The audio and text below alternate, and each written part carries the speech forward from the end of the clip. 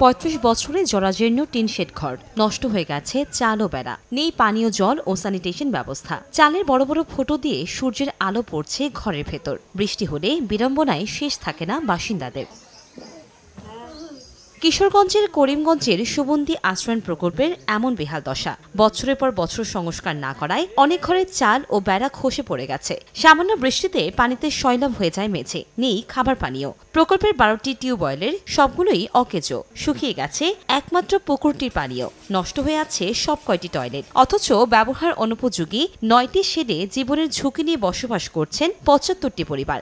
এক একটি কক্ষে গাদাগাদি করে থাকেন 5 থেকে 10 জন। বছরের পর বছর এমন মানবেতর জীবনযাপন করলেও যেন দেখার কেউ নেই। এমন একটা ঘর দিছে আমাদের, বৃষ্টি আসলে ঘর পুরো বন্যা দিয়ে যায়, মাটিতে পাড়া দেওয়া যায় না, টয়লেটও যাইতে পারি নাই অবস্থা, দরজা নাই। সরকারে আমরা দয়া করিয়া এই ঘরটিরে একটু মেরামত করে দিয়ে আমরা যারা গরিব গঙ্গার আছি সুন্দর করে আমরা থাকতে পারি। একই অবস্থা জেলার বিভিন্ন উপজেলার আশ্রয়ণ প্রকল্পগুলোর। স্থানীয় জনপ্রতিনিধিরা পুরাতন টিনশেড আশ্রয়ণ প্রকল্পের ঘরগুলো মেরামতের জন্য প্রশাসনের দৃষ্টি আকর্ষণ করলেও কোনো কাজ হচ্ছে না। পানি দিন আস্তে আস্তে থাকতে পারে না, যত দ্রুত জরুরিভাবে এটা সংস্কার করে দেওয়ার জন্য আমি সরকারের কাছে অনুরোধ জানাচ্ছি। জেলায় 3 পর্যায়ে প্রায় 3000 পরিবারকে আশ্রয়ণ প্রকল্পের ঘর বরাদ্দ দেওয়া হয়। এর মধ্যে 2010 সালে গুচ্ছ গ্রাম নামে পরিচিত টিনশেড ঘর দেওয়া হয় 616টি পরিবারকে।